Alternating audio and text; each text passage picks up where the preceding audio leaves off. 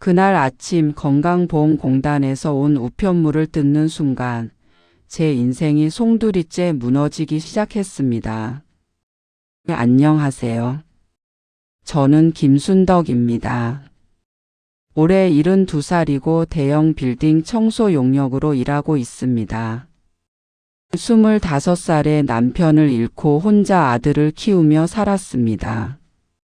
새벽 4시에 일어나 빌딩 복도를 닦고 계단을 쓸고 화장실을 청소하며 30년을 보냈습니다. 무릎이 망가지고 허리가 휘어도 하루도 쉬지 않았습니다. 아들 하나만은 제대로 키우고 싶었습니다. 그렇게 모은 돈으로 아들을 대학에 보냈고 결혼도 시켰습니다. 며느리는 병원에서 보험 청구 일을 했던 사람이라 똑똑하고 야무졌습니다. 아들이 작은 사업을 시작했을 때도 며느리가 옆에서 장부를 챙기고 서류를 정리해 줬습니다. 그런데 그 순간 제가 평생 믿었던 가족이 저를 먹잇감으로 보고 있었다는 사실을 알게 됐습니다. 며칠 전이었습니다. 아침 일찍 출근하려고 집을 나서는데 우편함에 건강보험공단 봉투가 꽂혀 있었습니다. 연말정산 자료인가 싶어 출근길에 뜯어봤습니다. 그런데 이상했습니다. 2024년 본인 부담금 합계 384만 7천 원. 제가 병원에 간 적은 몇 번 없는데 진료비가 거의 400만 원 가까이 찍혀 있었습니다. 감기약 몇 번 타고 무릎 주사 한두 번 맞은 게 전부였는데 말입니다. 이게 뭐지? 출근 시간이 촉박해서 일단 가방에 넣고 출근했습니다. 하루 종일 복도를 닦고 쓰레기를 치우면서도 그 종이가 자꾸 신경 쓰였습니다. 퇴근 후 집에 돌아와 다시 꺼내 봤습니다. 세비대학병원 정형외과 마이너스 98만 원. 한강종합병원 내과 마이너스 125만 원. 푸른숲 검진센터 건강검진 마이너스 147만 원. 제가 이런 병원에 간 적이 없었습니다. 특히 검진센터는 이름도 처음 들어봤습니다. 혹시 공단에서 잘못 보낸 건가? 다음 날 아침 출근 전에 건강보험공단 지사에 들렀습니다. 창구 직원에게 고지서를 보여주며 물었습니다. 저기요, 이거 제 기록이 맞나요? 제가 이런 병원에 간 적이 없는데요. 직원이 컴퓨터를 두드리더니 고개를 갸웃했습니다. 성함이랑 주민등록번호 확인 부탁드립니다. 제 정보를 확인하고 나서 직원의 표정이 미묘하게 바뀌었습니다. 어르신 기록상으로는 모두 어르신 명의로 되어 있습니다. 진료 접수도 되어 있고요. 혹시 가족분 중에 어르신 건강보험증을 사용하신 분이 계신가요? 아니요, 그럴 리가 없는데요.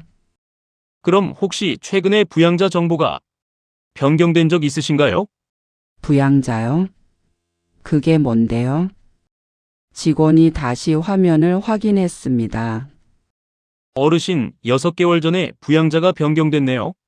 원래는 지역가입자셨는데 지금은 아드님 직장가입 피부양자로 등록되어 있습니다. 그게 무슨 말이에요? 쉽게 말씀드리면 어르신의 건강보험이 아드님 명의로 묶여 있다는 뜻입니다. 그래서 진료비 청구나 환급도 아드님 계좌로 가게 되어 있어요. 머릿속이 하얘졌습니다. 제가 그런 거 신청한 적 없는데요. 어르신, 이건 본인이 직접 오시거나 대리인이 위임장을 가지고 와야 처리됩니다. 혹시 아드님께 위임장을 써주신 적 있으세요? 아니요, 그런 적 없어요. 직원이 난처한 표정을 지었습니다. 그럼 이상하네요. 일단 자세한 내역은 민원 신청하셔서 확인해 보시는 게 좋을 것 같습니다. 그날 저는 출근도 못하고 공단에서 모든 자료를 뽑아달라고 했습니다. 한참을 기다린 끝에 받은 서류 묶음은 생각보다 두꺼웠습니다. 집으로 돌아와 하나씩 펼쳐봤습니다. 그리고 그 순간 제 손이 떨리기 시작했습니다. 서류 묶음 맨 위에 피부양자 자격 변동 안내라는 제목의 우편이 있었습니다. 봉투에는 아들 이름이 적혀 있었고 날짜는 6개월 전이었습니다. 이게 뭐지? 나는 이런 우편 받은 적 없는데. 내용에는 분명히 제 건강보험 자격이 적혀 있었지만 저는 이 서류를 본 기억이 전혀 없었습니다. 서류 속에는 제가 전혀 모르는 병원 기록이 가득했습니다. 2024년 3월 15일 세비대학병원 정형외과 MRI 촬영. 2024년 5월 22일 한강종합병원 내과 초음파 검사. 2024년 7월 8일 푸른숲 검진센터 종합건강검진. 제가 이런 검사를 받은 적이 단 한 번도 없었습니다. 더 이상한 건 환급 기록이었습니다. 2024년 4월 18일 의료비 환급 23만 원 입금 완료. 2024년 6월 30일 의료비 환급 45만 원 입금 완료. 환급금이 입금됐다는 문자도 돈도 제가 받은 적이 없었습니다. 이게 대체 어떻게 된 거지? 저는 떨리는 손으로 휴대폰을 꺼냈습니다. 문자 메시지함을 뒤졌습니다. 그리고 찾았습니다. 건강보험공단 의료비 환급 23만 원이 등록된 환급 계좌로 입금되었습니다. 2024년 4월 18일. 분명히 문자는 와 있었습니다. 그런데 저는 이 돈을 받은 적이 없었습니다. 계좌를 확인해 봐야겠어. 통장을 꺼내 기록을 하나씩 확인했습니다. 4월 18일, 6월 30일 어디에도 환급금은 들어와 있지 않았습니다. 그럼 이 돈은 대체 어디로 간 걸까요? 문자에는 분명 귀하의 계좌로 입금되었습니다. 라고 적혀 있었는데 정작 제 통장에는 그 돈이 찍혀 있지 않았습니다. 제 이름으로 들어온 돈이 제 손에는 닿지 않고 사라진 셈이었습니다. 머릿속에 하나의 생각이 스쳤습니다. 부양자가 아들 명의로 바뀌었다고 했지. 혹시 환급금도 아들 계좌로 간 걸까요? 저는 휴대폰을 들고 아들에게 전화를 걸려다가 멈췄습니다. 아니야, 일단 더 확인해 봐야 해. 뭔가 이상했습니다. 제가 가지 않은 병원, 받지 않은 검사, 들어오지 않은 환급금. 이 모든 게 우연일 리 없었습니다. 저는 그날 밤 잠을 한숨도 자지 못했습니다. 다음 날 저녁 아들 내외가 집에 들렀습니다. 며느리가 밝은 얼굴로 말했습니다. 어머니, 오늘 제가 미역국 끓여왔어요. 같이 드세요. 그래, 고맙다. 저는 일부러 평소처럼 대답했습니다. 아직 확신이 서지 않았으니까요. 식사를 하는 동안 며느리가 슬쩍 말을 꺼냈습니다. 어머니, 요즘 건강은 괜찮으세요? 제가 보기엔 좀 피곤해 보이시던데. 그냥 일하다 보면 원래 그렇지 뭐. 어머니, 이제 나이도 있으시니까 건강검진 좀 받으세요.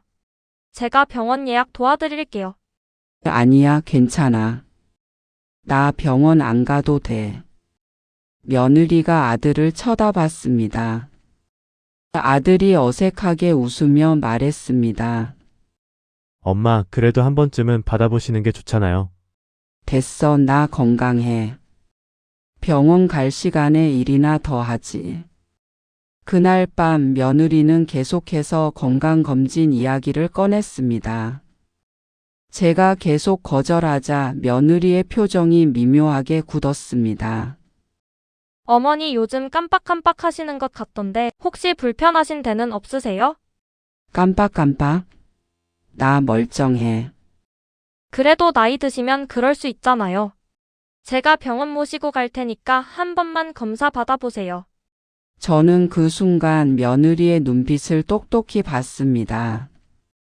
이 사람이 뭔가 숨기고 있구나. 저는 일부러 멍한 척하며 대답했습니다.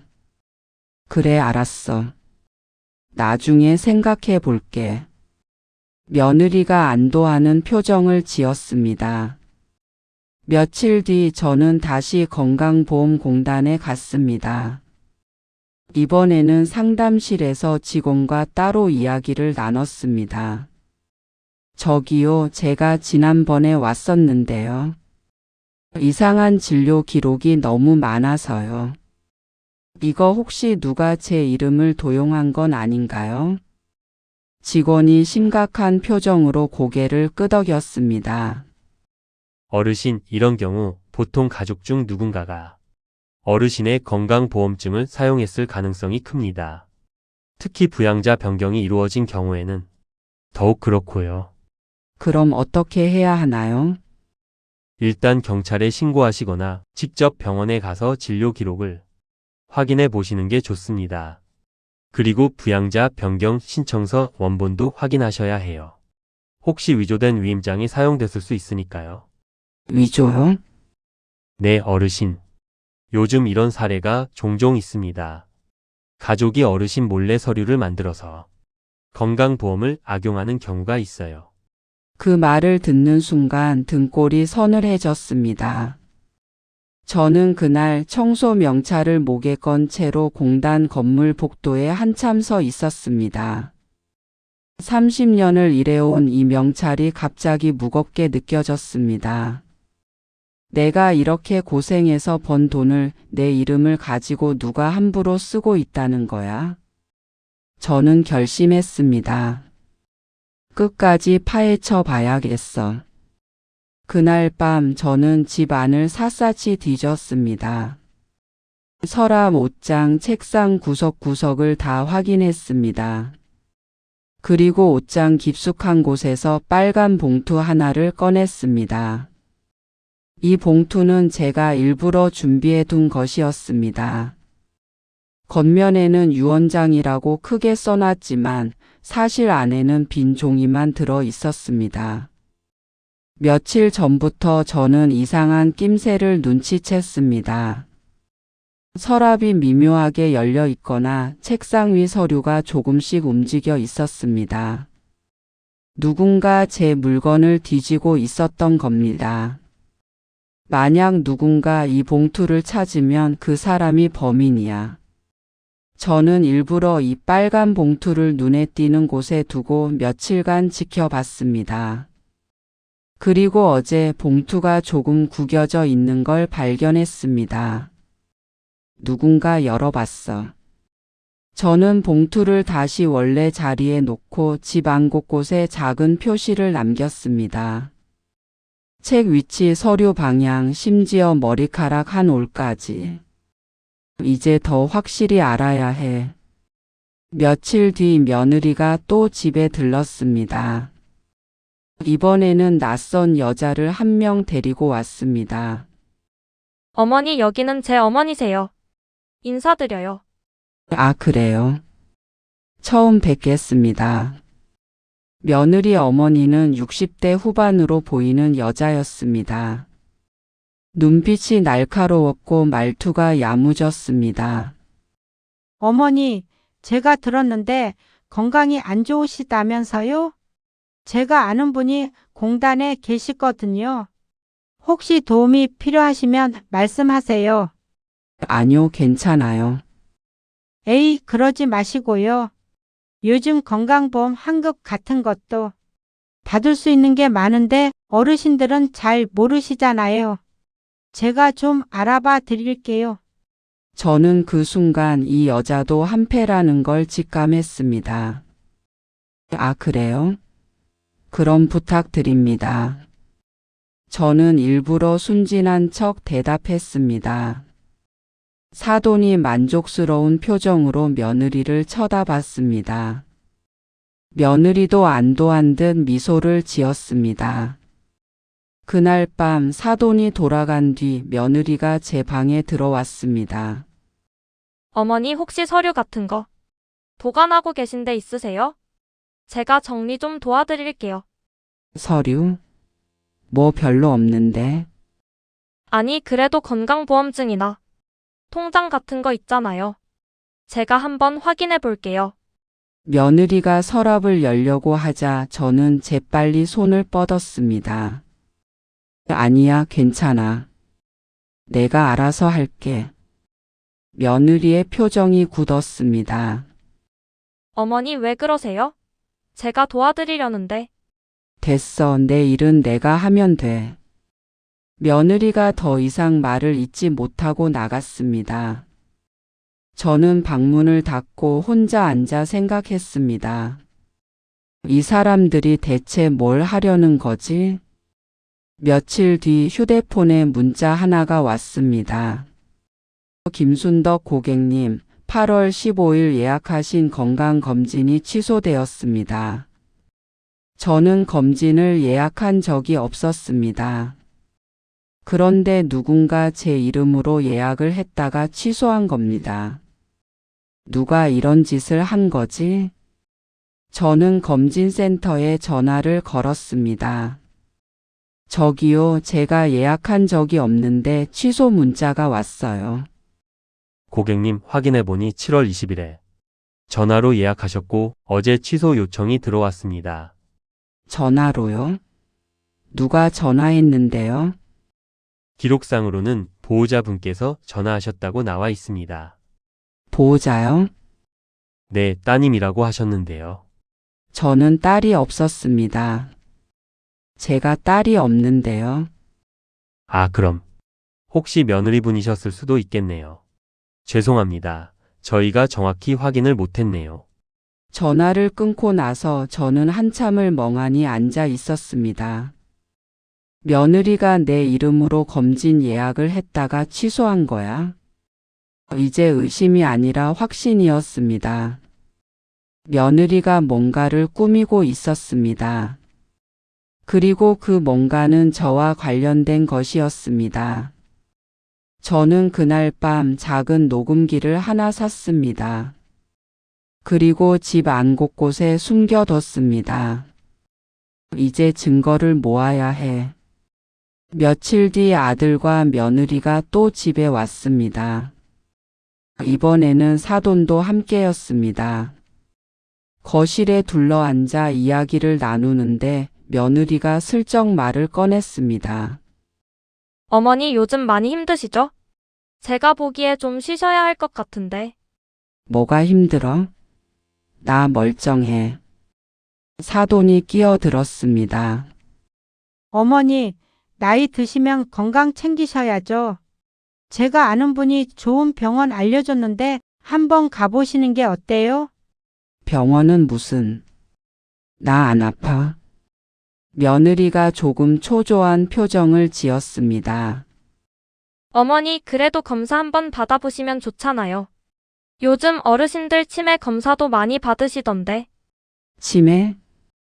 저는 일부러 놀란 척했습니다. 내가 치매라고? 아니 그게 아니라 그냥 예방 차원에서요. 아들이 어색하게 웃으며 말했습니다.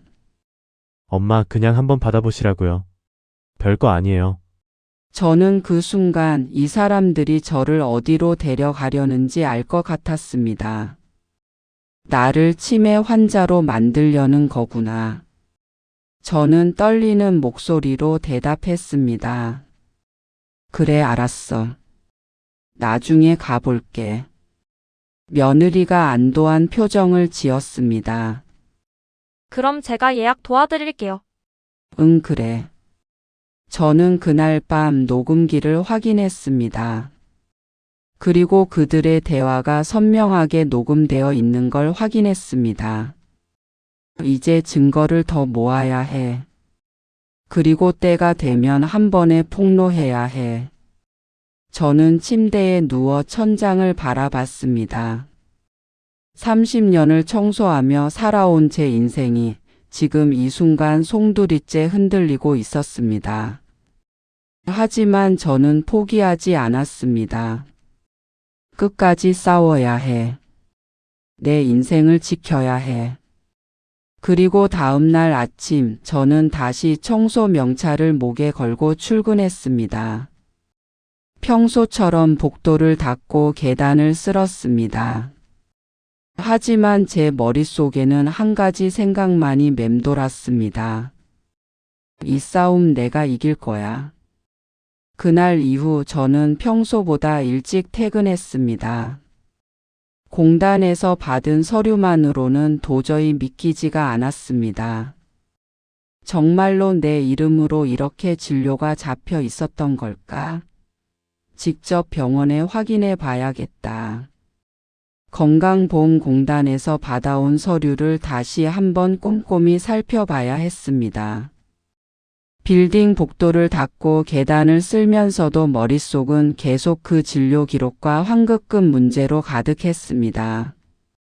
집에 도착하자마자 서류를 펼쳐놓고 하나씩 확인했습니다. 세빛대학병원 정형외과 MRI 촬영 본인 부담금 28만 원. 제가 MRI를 찍은 적이 없었습니다. 무릎이 아플 때 동네 정형외과에서 주사 한두 번 맞은 게 전부였습니다. 한강종합병원 내과 초음파 검사 본인 부담금 35만 원. 초음파 검사도 받은 적이 없었습니다. 푸른숲 검진센터 종합건강검진 본인 부담금 47만 원. 이 검진센터는 이름조차 처음 들어봤습니다. 저는 휴대폰을 꺼내 세빛대학병원에 전화를 걸었습니다. 저기요, 제가 거기서 MRI 촬영을 한 기록이 있는지 확인하고 싶은데요. 성함이랑 생년월일 말씀해 주세요. 제 정보를 알려주자 상담원이 잠시 기다리라고 했습니다. 네, 고객님. 2024년 3월 15일에 정형외과에서 MRI 촬영 기록이 있습니다. 제가 직접 간 건가요? 기록상으로는 보호자분께서 예약하셨고 고객님 본인이 오신 걸로 되어 있습니다. 보호자가 누군데요? 따님으로 기록되어 있습니다. 저는 딸이 없었습니다. 제가 딸이 없는데요. 아, 죄송합니다. 그럼 며느리분이셨을 수도 있겠네요. 저희가 확인을 정확히 못했나 봅니다. 전화를 끊고 저는 한강종합병원에도 똑같이 전화를 걸었습니다. 결과는 같았습니다. 보호자 예약 본인 방문으로 기록된. 하지만 저는 그 병원에 간 적이 없었습니다. 누군가 내 이름으로 병원에 갔다는 거야? 아니면 며느리가 병원 기록을 조작한 걸까요? 며느리는 예전에 병원 보험 청구 일을 했던 사람이었습니다. 그러니 이런 기록을 만들어내는 것쯤은 어렵지 않았을 겁니다. 저는 다시 서류를 확인했습니다. 환급금 내역서를 펼쳤습니다. 2024년 4월 18일 의료비 환급 23만원, 입금 계좌 국민은행 7890. 계좌번호 뒷자리 4자리가 적혀 있었습니다. 저는 제 통장을 꺼내 계좌번호를 확인했습니다. 제 계좌 뒷자리는 3456이었습니다. 서류에 적힌 계좌 뒷자리는 7890이었습니다. 이게 내 계좌가 아니잖아. 그럼 이 계좌는 누구 거일까요? 머릿속에 한 가지 생각이 스쳤습니다. 아들 계좌일까? 저는 떨리는 손으로 아들에게 전화를 걸려다가 멈췄습니다. 아니야, 아직 확실하지 않아. 섣불리 물어봤다가 오히려 경계하게 만들 수도 있어. 저는 다시 서류를 펼쳤습니다. 그리고 이번엔 세무서에 전화를 걸었습니다. 저기요, 제 소득 신고 내역 좀 확인하고 싶은데요. 홈택스에서 직접 조회하실 수 있습니다. 저는 컴퓨터를 잘 못 다뤄서요. 전화로 확인 가능한가요? 그럼 신분 확인 먼저 하겠습니다.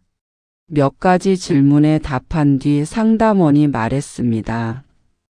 고객님 2023년 귀속. 소득세 신고 내역이 있습니다. 사업소득으로 신고되어 있고요. 환급금 85만 원이 5월에 입금되었습니다. 사업소득이요? 저는 청소 용역 일용직인데요. 기록상으로는 간이 사업자로 등록되어 있습니다. 제가 그런 거 신청한 적 없는데요. 그럼 대리인이 신청하셨을 수도 있습니다. 혹시 가족분 중에 세무 업무를 대신해 주신 분 계신가요? 저는 아무 말도 할 수 없었습니다. 이것도 며느리가 한 거야? 전화를 끊고 저는 멍하니 앉아 있었습니다. 이제 의심이 아니라 확신이었습니다. 며느리가 제 이름으로 병원 기록을 조작하고 환급금을 빼돌리고 심지어 세무서에까지 허위 신고를 해서 환급금을 받아간 겁니다. 그리고 그 돈은 모두 제 손에 닿지 않았습니다. 며칠 뒤 아들 내외가 또 집에 왔습니다. 이번에도 사돈이 함께였습니다. 거실에 둘러앉자마자 며느리가 밝은 얼굴로 말했습니다. 어머니, 제가 좋은 소식 가져왔어요. 무슨 소식? 어머니 건강보험 환급금 받을 수 있대요. 제가 확인해 봤는데 어머니 명의로 의료비가 많이 나갔잖아요. 그거 환급 신청하면 꽤 많이 나온다고 하더라고요. 저는 일부러 멍한 척하며 물었습니다. 환급금? 그게 뭐야? 어머니가 병원비로 쓰신 돈 중에 일부를 돌려받을 수 있는 거예요. 제가 서류 정리해 드릴게요. 사돈이 거들었습니다. 어머니, 저희가 아는 분이 공단에 계시거든요. 그분한테 부탁하면 빨리 처리해 줄 수 있어요. 어머니, 서류만 좀 주시면 돼요. 서류요? 무슨 서류? 건강보험증이랑 통장 사본이요. 그리고 도장도 필요해요. 저는 고개를 저었습니다. 아니야, 됐어. 나 그런 거 안 할래. 며느리의 표정이 굳었습니다. 어머니 왜요? 받을 수 있는 돈인데 안 받으시려고요? 나 그런 거 잘 모르겠어. 귀찮아. 아들이 끼어들었습니다. 엄마, 그냥 한번 해보시라니까요. 저희가 다 알아서 할 테니까. 싫어, 나 그런 거 안 해. 그날 밤 며느리와 사돈은 계속해서 환급금 이야기를 꺼냈습니다. 하지만 저는 계속 거절했습니다. 며느리가 조금 초조한 표정을 지으며 말했습니다. 어머니 혹시 어디 불편하신 데 있으세요? 요즘 좀 피곤해 보이시던데. 그냥 일하다 보면 그렇지. 어머니 나이도 있으시니까 이제 좀 쉬셔야죠. 제가 보기에 너무 무리하시는 것 같아요. 저는 일부러 한숨을 쉬며 대답했습니다. 그래도 일 안 하면 뭐 먹고 살아? 사돈이 슬쩍 말을 꺼냈습니다. 어머니, 혹시 재산 같은 거 정리해 두신 거 있으세요? 요즘 어르신들은 미리미리 유언장 같은 거 써 놓으시던데. 유언장이요? 네, 나중에 자식들끼리 다툴 수도 있으니까요. 저는 그 순간 빨간 봉투가 떠올랐습니다. 이 사람들이 그걸 노리고 있구나. 저는 일부러 더듬거리며 대답했습니다. 아, 그거. 어디 뒀더라. 기억이 잘 안 나네. 며느리가 재빨리 물었습니다. 어머니 혹시 빨간 봉투에 넣어두신 거 있으세요? 저는 고개를 끄덕였습니다. 아, 맞다. 빨간 봉투. 어디 뒀더라. 며느리와 사돈의 눈빛이 반짝였습니다. 어머니 제가 찾아드릴게요. 어디 있어요? 옷장. 아니, 서랍. 잘 모르겠네. 저는 일부러 헷갈리는 척했습니다. 며느리가 일어서며 말했습니다. 어머니, 제가 좀 찾아볼게요. 어머니는 여기 앉아 계세요. 아니야, 됐어. 내가 나중에 찾아볼게. 어머니, 괜찮아요. 제가 빨리 찾아드릴게요. 며느리가 제 방으로 향하자 저는 재빨리 따라갔습니다. 며느리야, 아직 방 정리도 안 됐어. 나중에 하자. 며느리가 멈춰 섰습니다. 거실로 돌아가더니 사돈에게 작은 목소리로 말했습니다. 그 봉투만 찾으면 되는 건데. 사돈이 고개를 끄덕이며 대답했습니다. 일단 병원부터 데려가. 그 다음에 천천히 찾으면 돼. 저는 그 대화를 듣고도 모르는 척했습니다. 며느리가 다시 제게 다가와 말했습니다. 어머니 요즘 깜빡깜빡 하시는 것 같은데 혹시 병원 한번 가보시는 게 어때요? 병원은 무슨? 나 멀쩡해.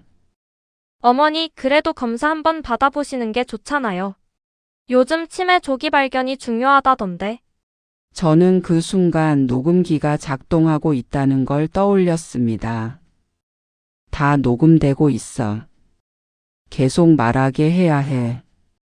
저는 일부러 멍한 표정을 지으며 물었습니다. 치매요? 내가 치매라고? 며느리가 아들을 쳐다봤습니다. 아들이 어색하게 웃으며 말했습니다. 엄마, 그게 아니라 그냥 예방 차원에서 검사 받아보시라는 거예요. 사돈이 끼어들었습니다. 어머니, 요즘 어르신들 건강검진 많이 받으시잖아요. 저희가 좋은 병원 알거든요. 같이 가보시죠. 저는 고개를 저었습니다. 아니야, 나 병원 안 가. 며느리가 조금 더 강하게 말했습니다. 어머니, 그래도 한 번은 가보셔야죠. 저희가 걱정되니까요. 됐어, 나 안 가. 그날 밤 며느리와 사돈은 계속해서 병원 이야기를 꺼냈습니다. 하지만 저는 계속 거절했습니다. 결국 그들은 집을 나섰습니다. 다음 날 저는 흥신소를 찾아갔습니다.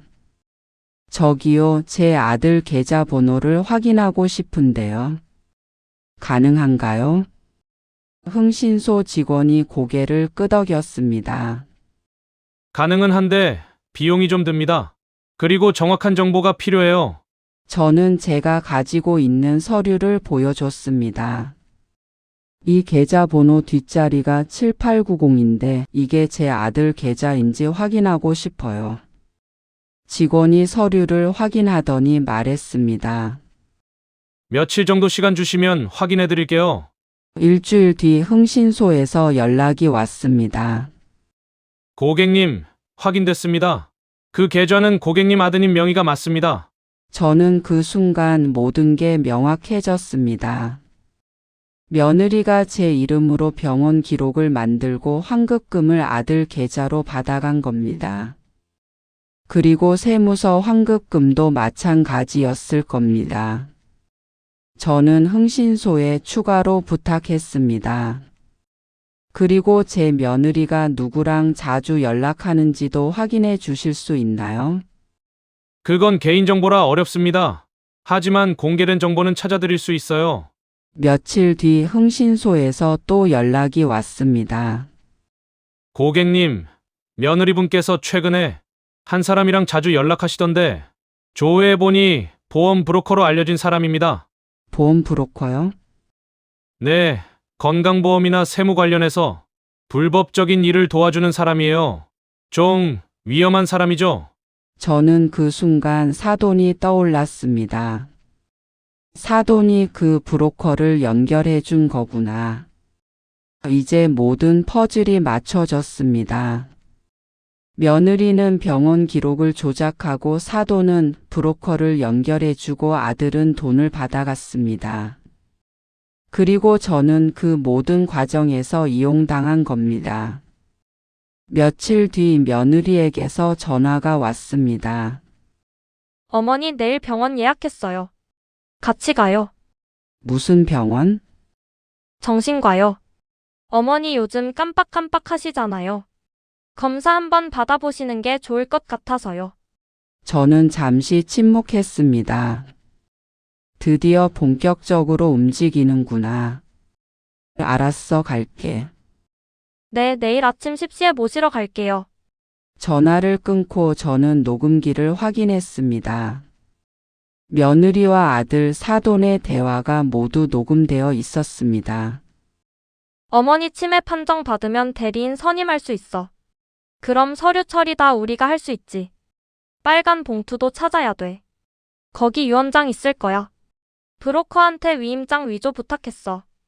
곧 나올 거래. 저는 녹음 파일을 USB에 저장했습니다.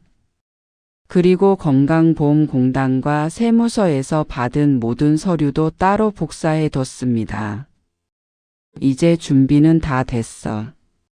내일 정신과에 가면 그들의 계획이 무너질 거야. 다음 날 아침 며느리와 아들이 집에 왔습니다. 어머니 가요. 저는 일부러 느린 걸음으로 따라 나섰습니다. 차를 타고 병원으로 향하는 동안 며느리가 말했습니다. 어머니 의사 선생님이 질문하시면 솔직하게 대답하세요. 괜찮죠? 응, 알았어. 병원에 도착하자 며느리가 접수를 했습니다. 김순덕 환자 보호자입니다. 치매 검사 예약했어요. 간호사가 저를 진료실로 안내했습니다. 의사가 저를 보며 물었습니다. 어르신, 오늘 어떻게 오셨어요? 며느리가 대신 대답했습니다. 선생님, 저희 어머니가 요즘 깜빡깜빡 하시고 기억력도 떨어지신 것 같아서요. 검사 좀 받아보려고 왔습니다. 의사가 저를 쳐다봤습니다. 어르신, 본인이 생각하시기에 어떠세요? 불편한 점 있으신가요? 저는 또렷한 목소리로 대답했습니다. 저는 멀쩡합니다. 깜빡거리는 것도 없고 기억력도 정상입니다. 며느리의 얼굴이 굳었습니다. 어머니 왜 그러세요? 며칠 전에도 빨간 봉투. 어디 뒀는지 기억 못 하셨잖아요. 저는 차분하게 말했습니다. 그건 일부러 그런 거예요. 며느리가 제 물건을 뒤지는지 확인하려고요. 의사가 놀란 표정을 지었습니다. 그게 무슨 말씀이신가요? 저는 가방에서 서류 봉투를 꺼냈습니다. 선생님, 저는 건강합니다. 오히려 제 며느리가 저를 치매 환자로 만들려고 하고 있어요. 이 서류들을 보시면 알 거예요. 며느리가 다급하게 말했습니다. 어머니 지금 무슨 말씀을 하시는 거예요? 저는 며느리를 똑바로 쳐다봤습니다. 내가 다 알아. 내가 내 이름으로 병원 기록 만들고 환급금 받아간 거. 세무서에도 허위 신고한 거. 그리고 브로커까지 연결해서 위임장 위조하려고 한 거. 며느리의 얼굴이 새하얗게 변했습니다. 의사가 심각한 표정으로 말했습니다. 이건 제가 판단할 문제가 아닌 것 같습니다. 일단 검사를 진행하겠습니다. 며느리와 아들은 초조한 표정으로 저를 쳐다봤습니다. 하지만 저는 이미 알고 있었습니다. 이 싸움은 제가 이길 거라는 걸. 며칠 뒤 병원에서 연락이 왔습니다. 김순덕 고객님, 검사 결과 나왔습니다. 병원으로 오실 수 있으세요? 저는 며느리에게 전화를 걸었습니다. 며느리야, 병원에서 결과 나왔대. 같이 가자. 네, 어머니. 바로 모시러 갈게요. 며느리의 목소리에는 기대감이 섞여 있었습니다. 치매 판정이 나오길 바라고 있겠지. 하지만 저는 이미 알고 있었습니다. 그날 오후 며느리와 아들 그리고 사돈까지 함께 병원에 갔습니다. 진료실 문을 열고 들어가자 의사가 서류를 들고 있었습니다. 검사 결과 나왔습니다. 며느리가 조급하게 물었습니다. 선생님, 어머니 상태가 어떤가요? 의사가 서류를 내려놓으며 말했습니다. 김순덕 환자분, 인지 기능 정상입니다. 기억력 검사, 판단력 검사 모두 정상 범위입니다. 치매 증상은 전혀 없습니다. 며느리의 얼굴이 하얗게 변했습니다. 그게 무슨 말씀이세요? 어머니가 요즘 깜빡깜빡하시고 의사가 고개를 저었습니다. 보호자분께서 말씀하신 증상들은 검사상으로 전혀 나타나지 않았습니다. 오히려 72세 기준으로 매우 양호한 상태입니다. 아들이 당황한 표정으로 말했습니다. 하지만 엄마가 집에서 물건 어디 뒀는지 기억 못 하시고 저는 또렷한 목소리로 말했습니다. 그건 일부러 그런 거예요. 당신들이 내 물건을 뒤지는지 확인하려고요. 며느리가 다급하게 말했습니다. 어머니 무슨 말씀을? 저는 가방에서 서류 봉투를 꺼냈습니다. 의사 선생님, 이 사람들이 저를 치매 환자로 만들려는 이유가 있습니다. 이 서류들을 보시면 알 수 있어요. 의사가 서류를 받아 확인했습니다. 건강보험공단 진료 내역서, 환급금 입금 기록, 세무서, 소득 신고 내역, 그리고 녹음 파일이 담긴 USB. 의사가 심각한 표정을 지었습니다. 이건 제가 판단할 문제가 아닌 것 같습니다. 경찰에 신고하시는 게 좋을 것 같습니다. 며느리가 떨리는 목소리로 말했습니다. 어머니 오해예요. 저희는 그냥 어머니 걱정돼서. 저는 며느리를 똑바로 쳐다봤습니다. 이제 그만해. 나 다 알아. 사돈이 황급히 자리에서 일어났습니다. 저는 먼저 가보겠습니다. 어디 가려고? 당신도 같이 경찰서 가야지. 저는 병원을 나와 바로 경찰서로 향했습니다. 며느리와 아들 사돈은 아무 말도 하지 못한 채 따라왔습니다. 경찰서에서 저는 모든 증거를 제출했습니다. 저는 김순덕입니다. 제 며느리와 아들, 그리고 사돈이 제 이름을 도용해서 건강보험 사기를 쳤습니다. 경찰이 서류를 확인했습니다. 어르신 이게 전부 사실인가요? 네, 맞습니다. 제가 가지 않은 병원에 제 이름으로 진료 기록이 만들어졌고 환급금은 제 아들 계좌로 들어갔습니다. 그리고 세무서에도 허위로 소득 신고를 해서 환급금을 받았습니다. 경찰이 며느리를 쳐다봤습니다. 이게 사실입니까? 며느리가 고개를 숙였습니다. 저는 USB를 경찰에게 건넸습니다. 이 안에 녹음 파일이 있습니다. 이 사람들이 저를 치매 환자로 만들려고 한 대화가 다 녹음되어 있어요. 그리고 이 사람들은 제가 유언장을 써놨다고 믿고 제 방을 뒤졌습니다. 그걸 확인하려고 일부러 빨간 봉투에 빈 종이만 넣어뒀습니다. 그것도 증거예요. 경찰이 USB를 확인했습니다. 녹음 파일 속에서 며느리와 아들, 사돈의 목소리가 또렷하게 들렸습니다. 어머니 치매 판정 받으면 대리인 선임할 수 있어. 그럼 서류 처리 다 우리가 할 수 있지. 빨간 봉투도 찾아야 돼. 거기 유언장 있을 거야. 브로커한테 위임장 위조 부탁했어. 곧 나올 거래. 경찰의 표정이 굳었습니다. 이건 건강보험 사기 서류 위조, 사기 미수 등 여러 혐의가 있습니다. 일단 조사 진행하겠습니다.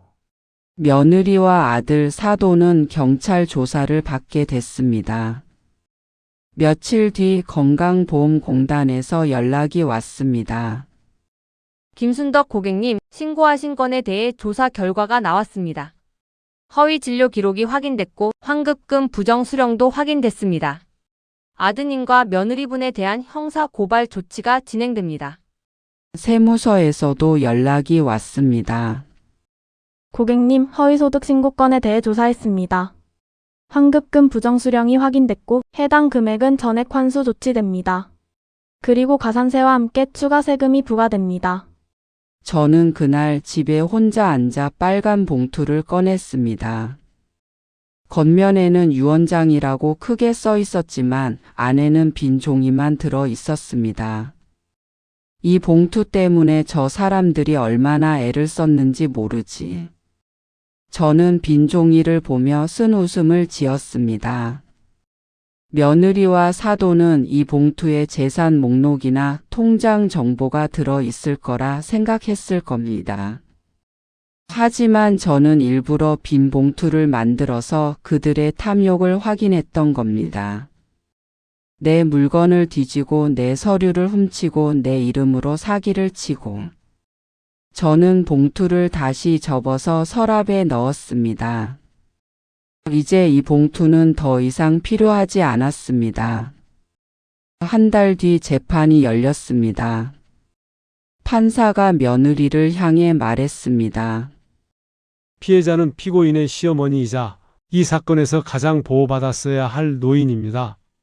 그럼에도 피고인은 피해자를 치매 환자로 만들어 재산을 가로채려 했습니다. 이는 매우 악질적인 범죄입니다. 그 말을 듣는 순간 저는 다리가 풀릴 만큼 후련했습니다. 며느리는 건강보험 사기, 서류 위조, 사기 미수 혐의로 징역 2년에 집행유예 3년을 선고받았습니다. 아들은 공모 혐의로 징역 1년 6개월에 집행유예 2년을 선고받았습니다. 사돈은 브로커 연결 혐의로 벌금 500만 원과 환급금 전액 환수 명령을 받았습니다. 그리고 며느리는 병원 보험 청구 관련 자격이 박탈됐습니다. 아들의 사업은 결국 파산했습니다. 재판이 끝난 뒤 아들이 저에게 다가왔습니다. 엄마, 죄송합니다. 저는 아들을 쳐다봤습니다.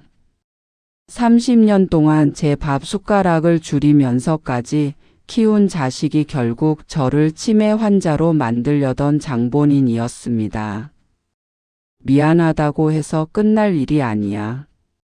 너는 내 어미를 치매 환자로 만들려고 했어. 그게 얼마나 큰 죄인지 아니? 아들이 고개를 숙였습니다. 엄마, 저는 정말 됐어. 이제 나는 너희랑 연락 안 할 거야. 내 노후는 내가 알아서 살 거야. 저는 돌아서서 법원을 나왔습니다.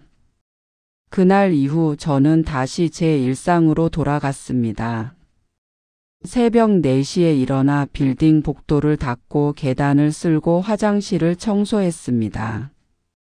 청소 명찰을 목에 걸고 일하는 제 모습은 예전과 똑같았습니다. 하지만 한 가지는 달랐습니다. 이제는 가족이라고 해서 무조건 믿지 않기로 했습니다. 피부치라는 이유만으로 모든 걸 맡겨서는 안 된다는 걸 배웠습니다. 그리고 제 노후는 제가 지켜야 한다는 것도 깨달았습니다. 건강보험증은 제가 직접 관리하고 서류도 제가 직접 챙겼습니다.